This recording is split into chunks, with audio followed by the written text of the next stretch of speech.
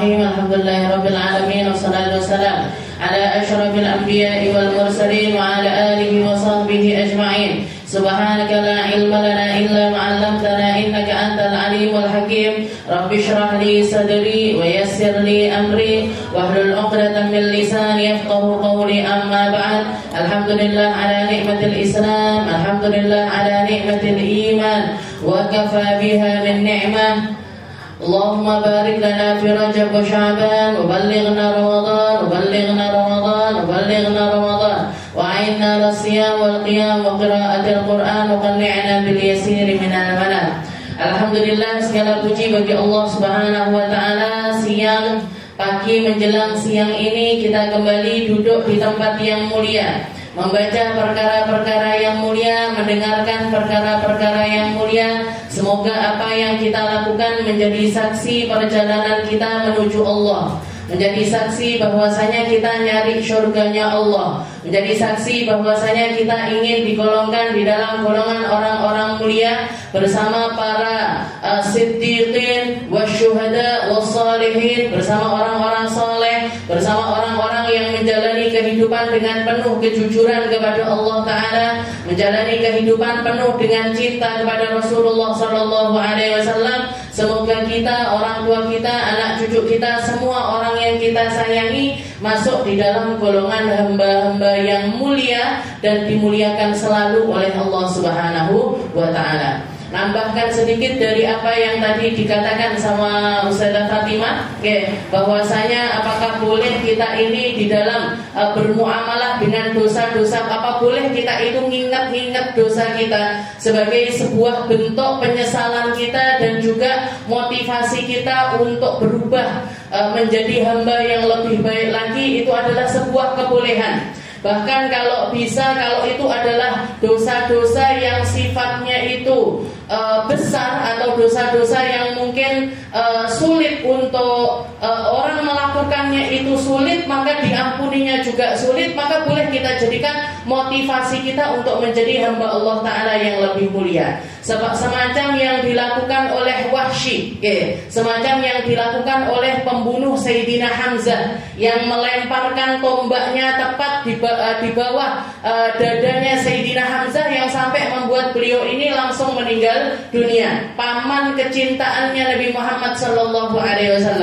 Maka setelah beliau masuk ke dalam agama Islam, salah satu hal yang beliau janjikan, ya Allah, tombak ini pernah membunuh khairun nas, pernah membunuh manusia paling mulia. Maka aku berjanji, ya Allah, dengan tombak yang sama, dengan senjata yang sama, takdirkan aku untuk mentaubati dosaku dengan cara menjadikannya wasilah untuk membunuh syarrun nas, untuk membunuh manusia yang terburuk.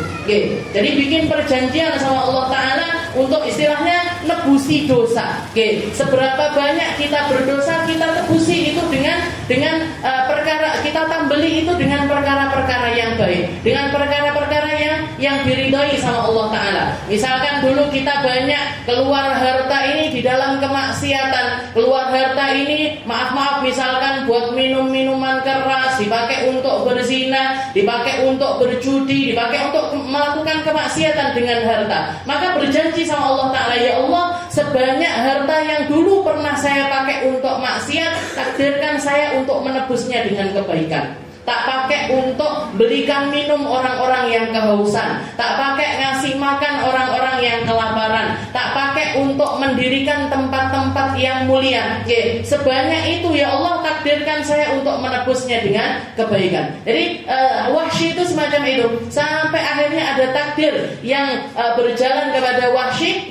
Di satu waktu dia masuk di dalam barisan peperangan yang melawan Musailamah Al-Kadzdzab. Musailamah Al-Kadzdzab ini nabi palsu. Umatnya banyak, pengikutnya banyak, bikin fitnah yang luar biasa besar. Maka Wahsy ikut di dalam peperangan tersebut dan tujuannya cuma satu. Tujuannya cuma yang diincar Musailamah Al-Kadzdzab, ketuanya istilahnya. Pemimpin dari nabi palsu yang ngaku nabi nabi palsu itu sendiri, sampai akhirnya tombak yang sama yang dulu pernah menghunus perutnya Sayyidina Hamzah nembus juga ke dalam perutnya Musailamah Al-Kadzdzab. Seperti itu harusnya kita bermuamalah sama Allah Ta'ala. Ya Allah, sebanyak mata ini mandang perkara-perkara yang buruk, takdirkan mata saya sebelum saya mati untuk mandang orang-orang mulia, untuk mandang Al-Qur'anmu, untuk mandang sesuatu yang baik. Itu cara pertaubatan yang benar kepada Allah Subhanahu wa Ta'ala. Jadi bukan cuma sekedar taubat, minta ampun, minta ampun iya, istighfar iya. Istighfar iya, tapi buktikan dirimu kalau kita ini memang benar-benar ingin berubah. Makanya saya ini penganut madhab, saya ini memilih untuk kayak orang-orang yang dulunya pernah nggak sholat, pernah puasa Ramadannya bolong-bolong dan lain sebagainya. Ada sebagian kiai atau ada sebagian ulama itu yang ketika dicurhati semacam itu, wes yang penting taubat, yang penting minta maaf, yang penting istighfar. Kalau menurut saya nggak cukup. Nggak cukup cuman seperti itu, nggak cukup. Buktikan kalau kita ini serius mentaubati dosa kita. Buktikan kalau kita ini benar-benar pengen nyari ridhonya Allah Ta'ala. Berarti gimana Ustaz? Diqodoi, Bu. Meskipun yang 10 tahun yang lalu, meskipun yang 20 tahun yang lalu, meskipun yang 30 tahun yang lalu, bolong-bolongnya sholat kita tambeli sekarang. Bolong-bolongnya puasa Ramadan kita tambeli sekarang. Ini untuk menunjukkan keseriusan kita di dalam pertaubatan kita. Jadi istilahnya Allah Ta'ala nggak bakalan ngomong ke kita omong doang. Kamu taubat, omong tok, sholate panggah bledru, posone panggah bolong-bolong, jarene taubat. Katanya taubat, tapi nggak ada yang berubah di dalam muamalah dirinya kepada Allah Subhanahu wa Ta'ala. Lalu satu lagi, ketika tadi beliau menceritakan tentang seorang sakit yang kena lepra, kena buta, kena tuli, tapi lisannya selalu mengucapkan alhamdulillah, alhamdulillah, alhamdulillah. Bahkan di dalam satu riwayat yang terucap dari lisannya ini bukan cuma sekedar alhamdulillah, tapi ucapan dia mengatakan alhamdulillahilladzi afani mimmabtalahum. Alhamdulillahilladzi afani mimmabtalahum. Ini lafaz alhamdulillah apa? Lafaz alhamdulillah yang harusnya dipakai oleh seseorang ketika melihat orang lain ini kena musibah. Kena musibah dalam arti maaf misalkan cacat ataupun padahal dia yang cacat, padahal dia yang tidak bisa dengar, padahal dia yang buta, padahal dia yang kena lepra, tapi yang keluar dari lisannya alhamdulillahilladzi afani mimmabtalahum. Ya Allah, maha suci Engkau yang telah menyehatkan saya dari perkara yang jadi balak mereka. Katanya orang yang ngomong ini, loh, kamu ini nggak ada satupun dari jasadmu kecuali cacat. Kok kamu mengatakan yang telah menyehatkan aku dari apa yang menimpa orang banyak? Katanya laki-laki tersebut, iya, karena walaupun keadaan fisikku semacam ini, tapi aku dikasih akal yang berpikir, hati yang ingat, nyambung kepada Allah Subhanahu wa Ta'ala. Sedangkan banyak di antara orang yang sehat, matanya bisa ngelihat, telinganya bisa mendengar, hatinya dia bisa jalan kemanapun, tangannya bisa dengan sehat, secara fisik dia itu sehat, tapi dia justru akalnya nggak bisa berpikir, hatinya nggak nyambung sama Allah Subhanahu wa Ta'ala. Hatinya nggak nyambung. Berapa banyak orang semacam ini. Kalau istilahnya kalau ini diuji, dikasih balak itu balak zahir, berapa banyak orang dikasih balak sama Allah Ta'ala dengan balak batin, dan itu jauh lebih berbahaya.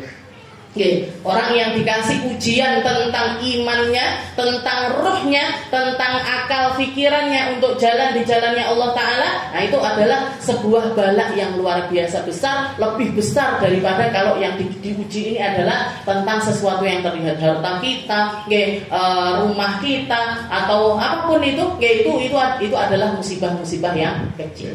Kita lanjutkan pembahasan kita di dalam kitab Khuluquna ila an qala al-muallif rahimahullahu taala wa nafa'ana bi ulumi fid dharain amin. Kita masih membahas tentang 4 kriteria manusia di dalam perjalanannya menuju Allah Subhanahu wa taala. Golongan pertama adalah mereka yang beriman dengan sebenar-benarnya iman, dan mereka membuktikannya dengan amal-amal soleh.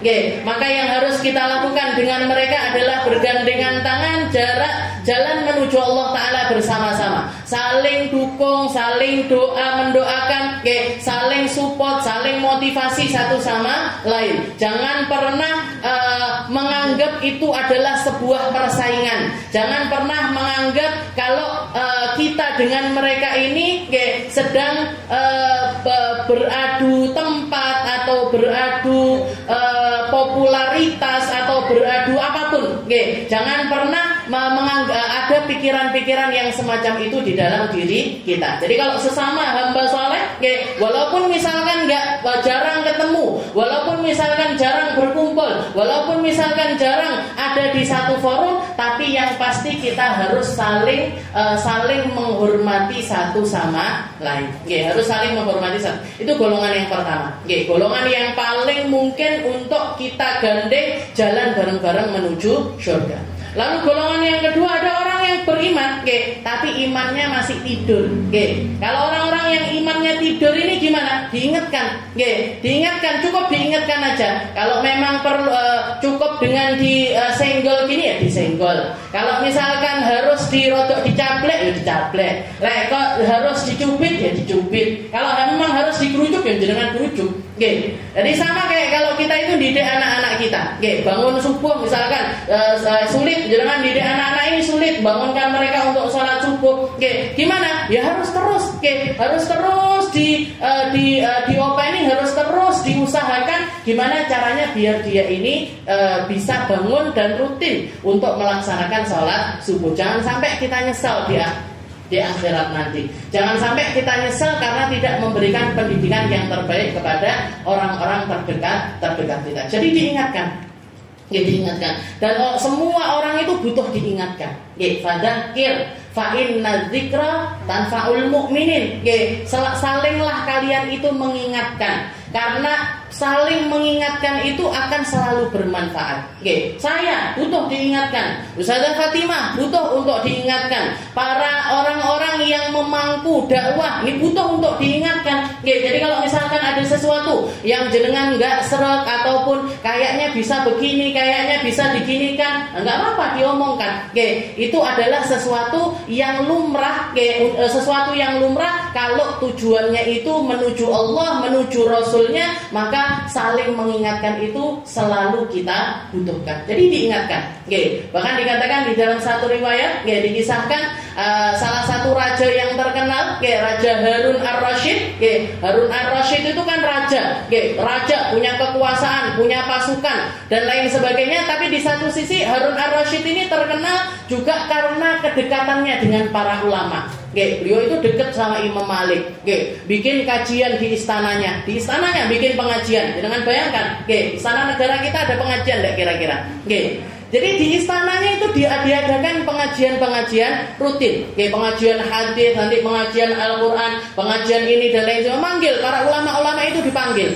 Para ulama itu dipanggil. Tapi Imam Malik jarang mau dipanggil sama Harun Ar-Rasyid. Katanya Imam Malik, al-ilmu yu'ta la ya'ti. Ilmu itu harusnya didatangi. Bukan mendatangi. Kamu kalau mau ngaji, kamu yang datang ke majelis. Ustadz dikongkon budal ning rumahmu. Meskipun rumahmu itu istana, meskipun rumahmu itu megah, meskipun rumahmu itu bagus, datangi para ulama. Datangi para ulama. Ilmu itu harusnya didatangi, bukan kita yang nyuruh ustadz utawa ustadzai takok, ustadznya kon rene. Tapi orang-orang nggak mau mendatangi tempat-tempat mereka. Jangan. Imam Malik yang nggak mau ngaji di rumah di istananya Harun Ar-Rasyid. Dikatakan ada satu kejadian di mana Harun Ar-Rasyid ini bangun satu istana. Bangun satu istana megah sekali, besar sekali. Setelah itu semua tamu yang diundang ini biasa, kayak peresmian rumah atau peresmian tempat usaha dan lain sebagainya. Beliau minta semua yang hadir ini ngasih kata-kata. Mayoritas semuanya ngasih kata-kata untuk menghibur Harun Ar-Rasyid. Istana yang bagus, istana yang megah, ini itu dan lain sebagainya. Ada satu ulama ketika ketika maju, istilahnya disodori untuk berbicara, dia justru malah mengingatkan Harun ar-Rasyid. Harun ar-Rasyid pertama muji-muji, wahai engkau yang tinggal di bawah naungan yang begitu indah, wahai kamu yang tinggal di tempat yang begitu teduh, kamu nggak akan kepanasan di siang hari dan kamu nggak akan kedinginan di malam hari, macam-macam. Dipuji, tapi sampai di satu titik si ulama ini mengatakan, kamu yang hidup dalam keadaan semacam ini baru akan tersadar wa idzan nufusu taqa'at, katanya ulama tersebut, kamu baru akan sadar nanti ketika nafasmu itu sudah tersengal-sengal di dadamu. Kamu baru akan sadar nanti kalau misalkan ruh itu nyampe di kerongkongan, bahwasanya semua yang kamu bangun sekarang ini ma'anta illa fi ghurur. Kamu itu hanya satu orang manusia yang sedang terlena dengan dunianya. Karena melihat ornamen-ornamen yang bagus, keindahan-keindahan yang ditempelkan di rumah itu, maka orang tersebut, semua tamu yang diundang itu langsung berdiri semuanya. Kamu disuruh ngasih selamat sama Harun ar-Rasyid, sama raja kita, kok malah ngelok-ngelok nih rojone, kok malah kamu itu mencaci maki rajamu. Maka Harun ar-Rasyid mengatakan, ijlis, duduk kalian semuanya. Semua yang keluar dari lisan orang ini semuanya adalah sebuah kebenaran. Semua adalah sebuah kebenaran. Jadi perlu untuk diingatkan. Orang kaya perlu diingatkan, pejabat perlu diingatkan, apalagi orang-orang kayak kita ini. Semua orang butuh untuk diingatkan. Itu golongan yang kedua, cukup diingatkan. Lalu golongan yang ketiga, orang-orang yang hatinya ini masih penuh dengan keraguan kepada Allah Subhanahu wa Ta'ala. Ini lebih ekstra lagi. Kita kalau ngajak orang-orang semacam ini, harus dipakein mau istilahnya pakai kata-kata yang lembut, istilahnya harus punya strategi lah. Harus punya strategi di dalam mendakwahi orang, itu harus punya strategi. Orang-orang yang masih hidupnya ini penuh dengan keduniaan, kita tarik mereka dengan dunia. Kita tarik mereka dengan dunia. Itu yang dilakukan oleh Nabi Muhammad SAW ketika beliau melaksanakan perang Hunain. Pulang dari Fathu Makkah, jadi rombongannya Nabi dari Madinah ini berangkat gabung sama orang-orang Muslim yang ada di sekitaran perjalanan tersebut sampai akhirnya menaklukkan negeri Mekah. Orang Mekah, penduduk Mekah mayoritas masuk Islam pada hari tersebut, masuk ke dalam agama Islam di hari tersebut. Setelah itu Rasulullah melanjutkan perjalanan ke Hunain, perang Hunain, yang diabadikan di dalam Al-Quran. Nah, Allah Ta'ala negur pasukan Hunain itu dengan mengatakan, id a'jabatkum kathratukum. Ketika kalian berperang, tapi kalian merasa bahwa peperangan ini nggak mungkin terkalahkan karena pasukan kalian yang banyak. Riwayat perangnya Nabi ini kan hampir selalu menang. Rasulullah pasukannya 313 orang kafir 1000 orang menang. Orang muslimnya, jadi orang muslim itu selalu jumlahnya sedikit, tapi seringkali dikasih kemenangan sama Allah Ta'ala. Maka ketika perang Hunain ini orang-orang banyak yang mengatakan, "Halah, awake dhewe titik lo menang, apa neh akeh?" Kita yang sedikit aja dimenangkan sama Allah Ta'ala, apalagi yang banyak. Kita yang dulu persenjataannya kita nggak lengkap aja dimenangkan sama Allah Ta'ala, apalagi kalau persenjataan kita sekarang sudah banyak. Dulu kita nggak banyak, dari kita naik onta. Sekarang sebagian mayoritas naik onta, naik kuda, bawa senjata, bawa harta, makanan ready, minuman ready. Mosok awake dhewe enggak menang. Katanya Allah, id a'jabatkum kathratum. Ketika kalian merasa takjub dengan banyaknya pasukan, malah justru dikalahkan sama Allah Ta'ala di awal. Rasulullah ini sempat di perang Hunain itu, ketika masuk di satu lembah, sebelah kanannya gunung, sebelah kirinya gunung, ternyata pasukannya Hunain itu sudah nungguin Nabi di atas gunung. Jadi pasukannya Rasulullah itu dihujani anak panah dari atas, dari seluruh penjuru Arab. Itu mayoritas yang ada di barisannya Nabi, semuanya mundur. Sampai dikatakan Rasulullah ini maju sendirian, yang ikut maju bersama Nabi cuma Sayyidina Abbas dan juga Sayyidina Ali. Lainnya mundur kabeh, lainnya mundur semuanya. Lainnya mundur semuanya. Baru setelah itu dengan strateginya Nabi, akhirnya orang-orang sadar kembali, setelah itu maju ikut berperang bersama Rasulullah. Nah, dikatakan setelah peperangan tersebut, Rasulullah dapat harta ghanimah banyak sekali. Kambing banyak, unta banyak, kuda banyak, belum emas peraknya. Karena kebiasaannya orang Arab dulu kalau mereka perang, semua hartanya dibawa. Semua hartanya dibawa. Jadi emasnya yang mereka punya berapa itu dibawa semuanya. Dibawa semuanya. Jadi harta ghanimahnya Rasulullah ini banyak sekali. Dikatakan pada saat pembagian harta ghanimah, Rasulullah itu ngasih kepada para mu'allaf, orang-orang yang baru masuk Islam di Fatu Mekah, kan mereka baru masuk Islam, habis itu langsung ikut perang. Dikatakan para mu'allaf ini yang baru masuk Islam itu dikasih sama Nabi itu harta yang di luar akal sehat orang ngasih. Bahkan dikatakan Abu Sufyan bin Harb, Abu Sufyan bin Harb ini suaminya Hindun yang pernah ngerobek jantungnya Sayyidina Hamzah untuk digigit di perang Uhud. Dikatakan Abu Sufyan ini datang sama Rasulullah dikasih 100 ekor unta. Katanya Abu Sufyan, kurang ya Rasul, jalukmu piro? Tambahi lagi, tambahi 100. Kurang ya Rasul, tambahi lagi, tambahi 100. Bayangkan 300 ekor unta. 300 ekor unta dikasihkan untuk satu orang. Setelah itu pulang, ponakane dijak. Iki ponakanku ya Rasul, mau berapa? 100, kasih. Ini mau berapa? Dikasih. Dan Rasulullah nggak menyisakan satupun untuk orang Ansor. Orang-orang Ansor yang berangkat dari Madinah ikut naklukkan Mekah, setelah itu berangkat ke perang Hunain, itu enggak dikasih jatah sama sekali sama Rasul. Enggak dikasih jatah sama sekali sama Rasul. Akhirnya datang satu orang Ansor, ketuanya. Karena orang-orang Ansor ini sudah mulai kasak kusuk, udah gitu ada yang ngompori lagi, mereka mengatakan, orang-orang ini mengatakan, wahai orang-orang, Muhammad sudah lupa sama kalian. Orang-orang Ansor, Muhammad sudah lupa sama kalian.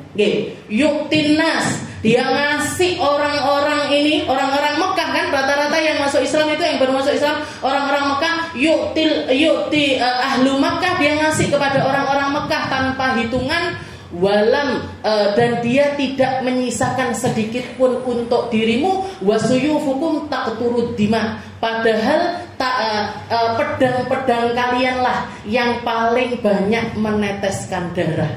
Perjuangannya kalian ini paling besar, harusnya dihargai dengan harga yang besar. Harusnya kamu yang dapat jatah paling banyak, tapi saya dikai yang golongannya Muhammad sendiri, yang sesuku sama Muhammad. Jadi dihasut lewat rasisme, lewat kesukuan, lewat ini, mereka dihasut. Maka dikatakan ketika kedengaran itu nyampe ke ini, tapi pintarnya orang Ansar semacam ini. Begitu mereka ini orang-orang sudah kasak kusuk, salah satu di antara mereka lapor sama Nabi, ya Rasul, takallaman nas. Ya Rasul, ini sudah enggak baik ini ya Rasul. Orang-orang Ansor sudah punya perasaan-perasaan yang timbul, yang timbul atas apa yang jenengan lakukan ya Rasul. Maka Rasulullah mengatakan, "Mada takallaman nas?" Apa yang dikatakan sama orang-orang apa? Apa yang diucapkan sama mereka? Katanya orang Ansor ini, kalau ru'asauna, kalau yang tua-tua dari kita, orang-orang Ansor yang sepuh-sepuh, yang awal-awal masuk Islam, mereka enggak bicara apapun, enggak keluar apapun dari lisan-lisan mereka. Tapi yang muda-muda ini enggak bisa dikontrol ya Rasul. Mereka mengatakan apa? Katanya jenengan sudah pro sama orang-orang Quraisy, jenengan mau balik lagi ke Mekah, jenengan enggak akan balik lagi ke Madinah dan lain sebagainya.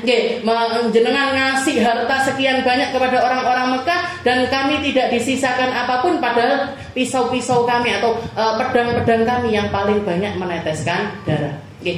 Maka Rasulullah mengatakan, wahai orang Ansar, nanti cari satu tempat, kumpulkan semua orang Ansar, yang tua, yang muda, yang laki, yang perempuan, kumpulkan semuanya, jangan dimasuki sama golongan manapun, nanti saya yang akan bicara. Maka dikatakan pada waktu itu datang Rasulullah kumpul sama orang-orang Ansar. Setelah itu Rasulullah mulai mengatakan, Fahamidullah, beliau memuji kepada Allah Ta'ala, bersalawat kepada dirinya, bersalawat kepada Nabi Muhammad SAW. Buka pembukaan dengan kalimat-kalimat yang indah, dengan kalimat-kalimat yang yahtazzu bihil qulub, yang bikin hatinya orang-orang Ansar ini bergetar. Setelah itu beliau mengatakan, ayyuhal Ansar, wahai orang-orang Ansar, bukankah dulunya kalian ini gak punya, setelah itu kalian dikayakan sama Allah Ta'ala? Maka orang-orang Ansar mengatakan, bala, lillahi wali rasulihi al-minnah kullah. Katanya orang-orang Ansar, benar ya Rasul, semua kemuliaan dari Allah dan juga dari Rasulnya, semua kebanggaan dari Allah dan juga Rasulnya. Saat itu Rasulullah mengatakan, ayyuhal Ansar, wahai orang-orang Ansar, bukankah kalian dulunya mutafarriqun, bukankah kalian dulunya terpecah-pecah hatinya? Fa'alaftumullah bi. Setelah itu Allah Ta'ala mendatangkan aku untuk menyatukan hati kalian. Orang Ansar mengatakan, bala, benar ya Rasul. Setelah itu Rasulullah mengatakan lagi, wahai orang-orang Ansar, bukankah kalian dulunya istilahnya tempat kalian ini nggak ada kebaikannya. Setelah itu Allah Ta'ala menjadikan tempat kalian ini menjadi penuh dengan kebaikan karena kedatanganku. Jawabannya orang Ansar tetap sama. Bala lillahil minnah wali rasulih. Benar, anugerah dari Allah dan juga dari Rasulnya.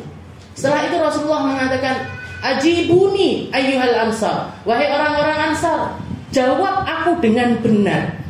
Jawab aku dengan benar, aku enggak akan menyalahkan kalian dan kalian akan aku benarkan atas ucapan jawaban apapun yang kalian ucapkan, saya akan membenarkannya. Bala lillahil minnah, tapi tetap mereka satu kata, lillahi al minnah wali rasuli. Enggak, anugerah semuanya dari Allah, anugerah semuanya dari Rasulnya. Setelah itu Rasul mengatakan, wahai ayyuhal ansar, law syi'tum, wahai orang-orang Ansar, kalau kalian mau, kalian bisa mengatakan, ya Muhammad, wahai Muhammad, bukankah kamu datang ke Madinah dalam keadaan terusir oleh umatmu? Setelah itu kami yang menyediakan tempat untukmu. Bala, enggak ya Rasul, lillahi wali rasulihil minnah. Enggak, Allah dan Rasulnya yang punya anugerah semuanya. Wahai orang-orang Ansar, kalau kalian mau ngomong, bukankah engkau datang ke Madinah ya Rasul dalam keadaan enggak punya harta? Kami yang ngasih harta, kami yang ngasih harta. Kalau kalian mau, kalian bisa mengatakan, ya Muhammad, engkau datang faridan, sendirian, engkau datang sendirian, enggak punya teman. Kami yang menyediakan tempat, kami yang memfasilitasi, kami yang memberikan semua hal yang mendukung dakwahmu 100%. Tapi mereka jawabannya tetap, bala lillahil minnah. Enggak, itu semuanya dari Allah, itu semuanya dari Rasulullah.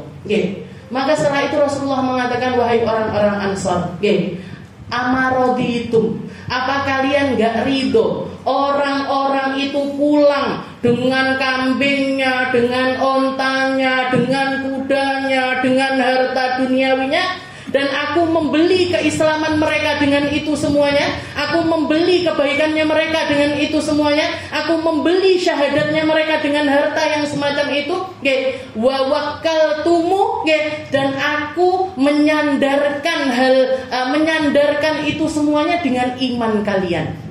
Mereka pulang dengan harta benda dan kalian akan pulang bersama dengan Rasulullah sallallahu alaihi wasallam.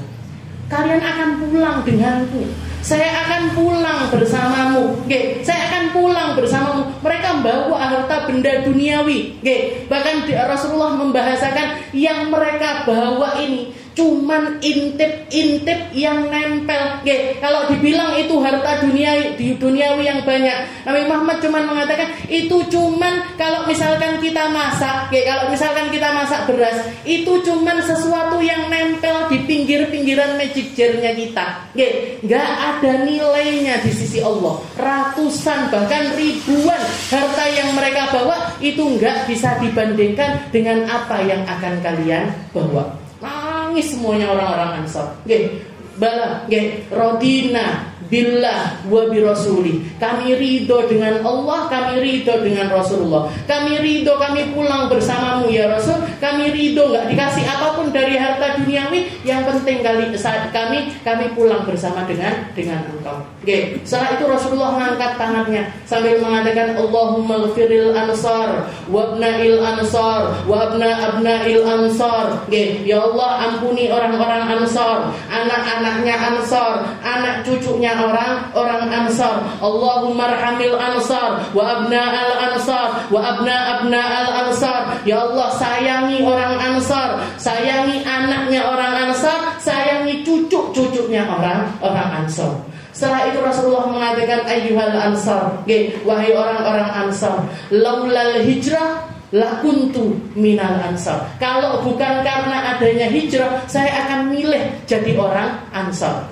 Kalau misalkan orang jalan di sebelah kanan, orang Ansar jalan di sebelah kiri, saya akan milih berjalan bersama dengan orang-orang Ansar. Allahumma arhamil Ansar wa abna'il Ansar wa abna. Itu terus diucapkan sama Rasulullah sallallahu alaihi wasallam.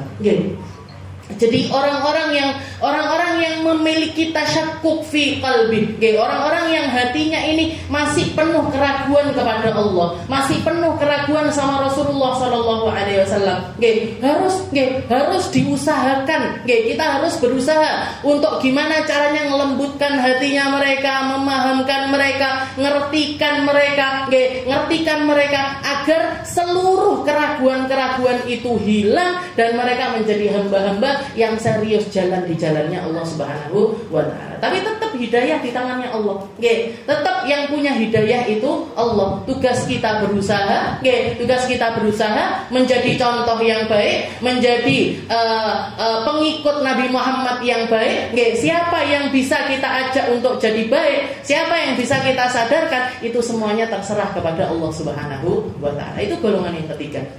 Dan golongan yang terakhir dikatakan syakhsun, golongan manusia lam yaktafi bil kufri wat takdzib bal dhalla muadiyan. Kalau golongan yang ketiga tadi dia memusuhi kebaikan, memusuhi Islam.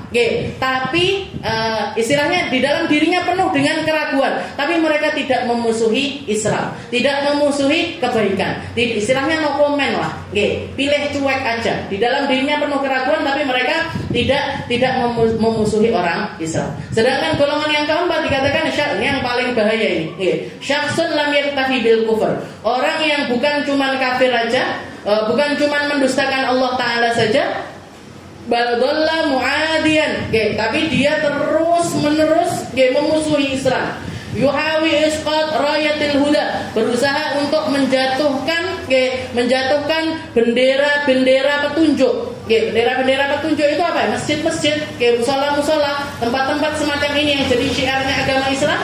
Mereka berusaha, kalau ada orang mau datang ke kajian, dihalang-halangi, bahkan mungkin disakiti. Ini orang-orang kafir yang bahkan melakukan keburukan atas kekafirannya. Yuhawi isqat rayatil huda wal haq wa tahayyanul furas linnaili, dan mereka terus nyari celah gimana caranya ngerusak akidahnya orang Islam. Fa hadza laisa yasruhu lahu illa haddas sinan. Beliau mengatakan untuk menghadapi orang-orang ini gak ada jalan lain kecuali bihaddis sinan, kecuali dengan kita menajamkan pedang. Tapi sekali lagi yang semacam ini hanya boleh dilakukan oleh para penguasa. Gak boleh orang-orang semacam kita langsung bunuhin orang, wong kafir, orang kafir bunuh aja, orang kafir diambil aja hartanya, gak boleh. Ini yang punya kewenangan untuk melakukan semacam ini adalah para petinggi-petinggi negara atau orang-orang yang memang menjaga keamanan negeri. Kalau kita nggak punya, nggak bisa menghadapi dengan yang ini, gimana?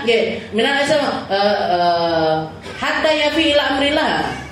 Maka kalau kita nggak bisa memerangi mereka dengan pedang, maka cukup dengan hatta yafi'a ila amrillah aw yaqdillahu amran kana maf'ula. Kita serahkan urusan mereka kepada Allah. Oke, didiemin aja.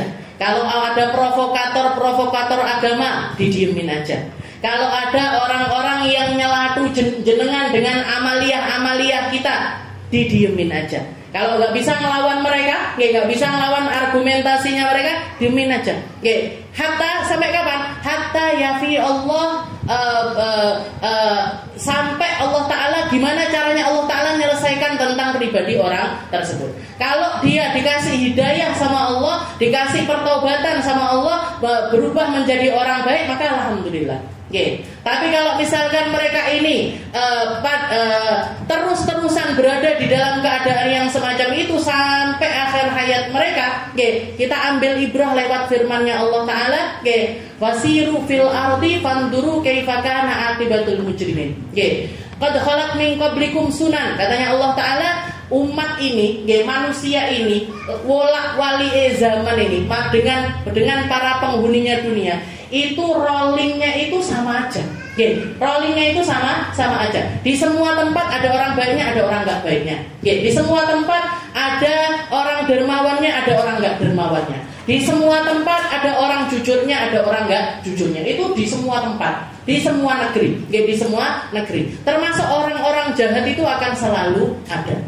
Zaman dulu ada yang namanya Fir'aun, ada yang namanya Haman, ada yang namanya Namrud, ada yang namanya Jalut, sampai sekarang Bu masih tetap ada Bu. Jalut zaman ini, Fir'aun zaman ini, Fir'aun zaman ini, Talut zaman ini, ada terus. Siapa Ustazah? Itu termasuk kode etik, nggak boleh disebutkan, karena kita nggak ngerti juga, akhir hayatnya orang-orang itu nggak ngerti, presidennya Amerika dengan segala kata-kata buruk yang keluar dari lisannya mereka, bunuh aja orang-orang Gaza, bom aja mereka, musnahkan mereka semuanya, itu kan kalimat-kalimat yang luar biasa keji. Dan orang-orang semacam itu ya, ini titisannya ini gimana? Titisannya Fir'aun, titisannya Jalut, titisannya Talut dan lain sebagainya. Tapi wali zaman itu nanti mati, turun ya ada lagi. Mati lagi, turun lagi ada lagi.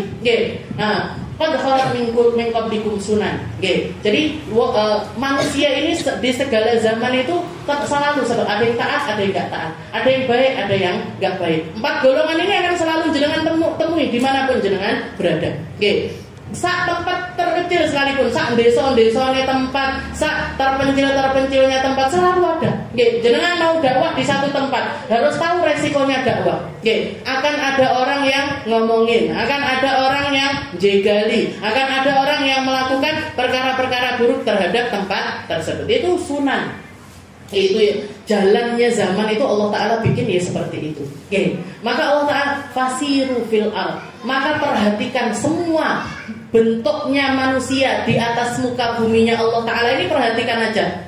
Orang baik nanti akhirnya akan baik, orang nggak baik akhirnya nggak baik.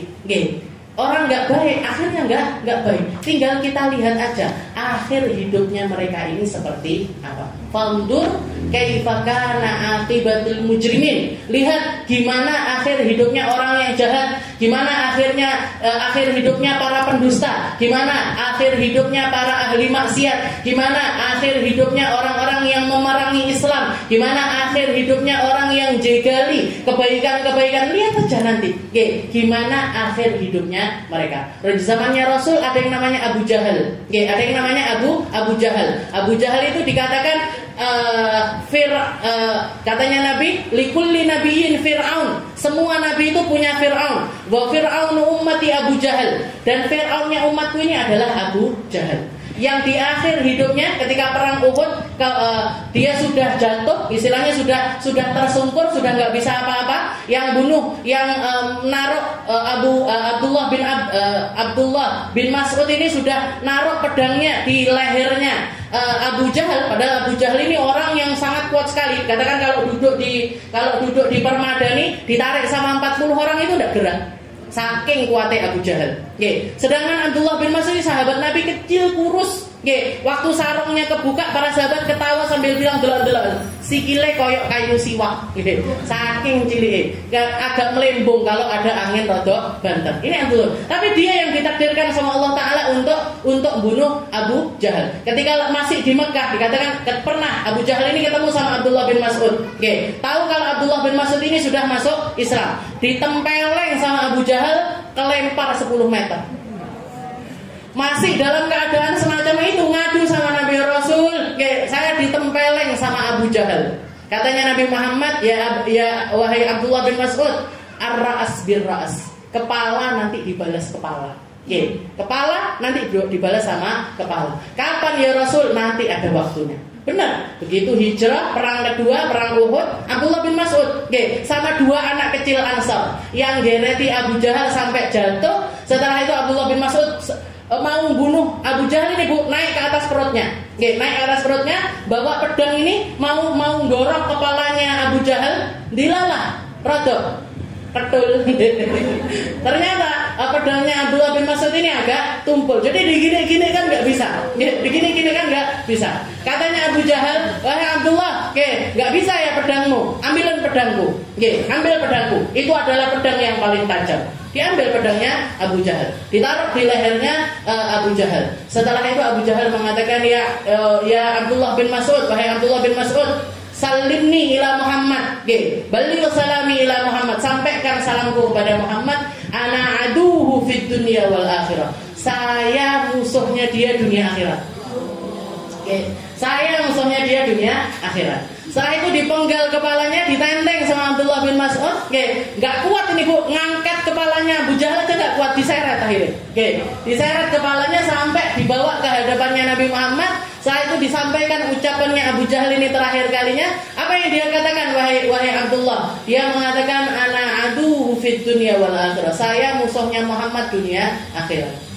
Maka Nabi Muhammad mengatakan likulli nabiyyin fir'aun. Semua nabi itu punya Fir'aunnya sendiri-sendiri. Wa fir'aunu ummati Abu Jahal, sedangkan Fir'aunnya umatku ya Abu Jahal ini. Wa fir'aunu Muhammad asyad min fir'auni Musa. Fir'aunnya Muhammad lebih parah daripada Fir'aunnya Musa. Fir'aunnya Musa ketika tenggelam, sudah ketika ditenggelamkan sama Allah Ta'ala, rohnya sudah di kerongkongan. Yang keluar dari lisannya mereka, amantu bi rabbi Musa wa Harun, saya beriman kepada Tuhannya Musa dan juga Tuhannya Harun. Tapi karena sudah yuwarwir, karena sudah sudah wis entek umure, sudah sakaratul maut, enggak diterima taubatnya sama Allah. Tapi di satu riwayat Rasulullah mengatakan, misalkan waktu itu Fir'aun ini yang keluar bukan amantu bi rabbi Musa wa Harun, tapi mengatakan amantu billah, saya beriman kepada Allah, masih diampuni sama Allah. Masih diampuni sama Allah. Tapi karena dia mengatakan bi rabbi Musa, jadi nggak langsung kepada Allah, tapi taklid dulu kepada Nabi Musa dan juga Nabi Harun, maka tidak dapat ampunan dari Allah. Sedangkan Fir'aunnya Muhammad di akhir hidupnya, di saat sakaratul maut, justru malah mengatakan ana adu fid dunya wal akhirah, saya musuhnya Muhammad dunia akhirat. Berarti kan percaya akhirat ini. Aslinya loh, berarti kan percaya sama alam akhirat. Tapi karena kesombongannya, karena kepongahannya, karena kecokaannya, nggak mau beriman kepada Allah Subhanahu wa Ta'ala. Jadi semua zaman ini 4 kriteria ini selalu ada. Maka kita harus tahu persis gimana caranya. Kalau kita nggak punya kapasitas untuk ngelawan, nggak usah dilawan, diemin aja. Diemin aja. Kalau bisa kita doakan. Kita doakan, ya Allah kasih hidayah ke tapi kayaknya kok nggak rela ya. Doakan hidayah sama presidennya Amerika, presidennya Israel, nggak sampai hati. Kakean dosa nih. 50.000 orang lebih yang dibunuh dari penduduk Palestina. Itu masih perang terakhir ini, belum perang-perang sebelumnya. Belum yang ditawan, belum yang dilecehkan, belum yang dirampas hartanya, belum yang dirampas ini jenenge. Kayaknya kok nggak tega. Setelah iso Gusti lebokne ning gone rokok sing paling jeru. Dan kalau kita mau ngomong seperti itu, jadi ya udah, kita serahkan urusannya kepada Allah. Orang baik bakalan dibalas dengan kebaikan, orang nggak baik pantut. Fandur kaifa kana aqibatul mujrimin. Di ayat yang lain kaifa kana aqibatul mukadzibin. Lihat aja, perhatikan akhir hidupnya para pendosa, akhir hidupnya orang-orang yang mendustakan Allah, akhir hidupnya orang-orang yang banyak melakukan kemaksiatan kepada Allah Subhanahu wa taala. Wala yansurunallahu man yansuruhu innallaha laqawiyyun aziz. Allah pastinya akan menolong hamba-hamba yang menolongnya, sesungguhnya Dia Maha Kuat lagi Maha Mulia. Jadi lakukan apa yang bisa kita lakukan. Abaikan apa yang memang nggak perlu untuk didengar. Apa yang nggak perlu untuk didengar, dihina, dilecehkan, diomongin nggak baik, itu adalah sesuatu yang sangat-sangat biasa. Nabi-nabi juga seperti itu, orang-orang soleh juga semacam itu. Di zaman Abu Hanifah, Imam Abu Hanifah, juga ada satu orang yang sangat-sangat membenci dakwahnya Imam Abu Hanifah. Bahkan setiap kali dengar namanya Imam Abu Hanifah, dia nyebutnya Abu Jifah. Abu Jifah. Abu Jifah itu artinya apa? Oh, Pak Bangkai itu ya, Pak Bangkai itu ya. Padahal namanya Abu Hanifah. Abu Hanifah. Tapi dia untuk ngolok-ngolok Imam Abu Hanifah, dia mengatakan Abu Jifah, Abu Jifah. Sampai akhir hayatnya dikatakan ketika meninggal dunia, dari badannya ini, biasanya orang kalau meninggal itu kan masih sehari kemudian atau 2 hari kemudian baru keluar baunya, Tapi orang ini begitu meninggal langsung bau. Begitu meninggal langsung bau. Bahkan semua orang yang ada di rumahnya nyium baunya.